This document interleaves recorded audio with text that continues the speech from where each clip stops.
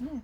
Ну вот у нас Амурчик сегодня сам к нам пришел к приюту, сам пришел, сам дался в поводок, сам легко зашел, вообще без всяких уговоров. Вот. Мы его выделили ему отдельный вольерчик с двориком. Вот, да, с теплой будкой выделили. Абсолютно добрая, ласковая собака.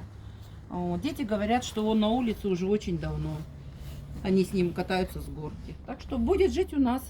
Вроде как говорят, хозяин есть, но мы такому хозяину его не отдадим. А вот эти вот ранки у него, как вы думаете, это что Это такое? собаки подрали. Это собаки, это все драка.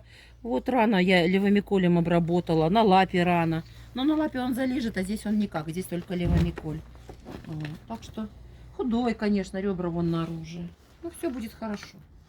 Если он останется в приюте, с ним будет все хорошо.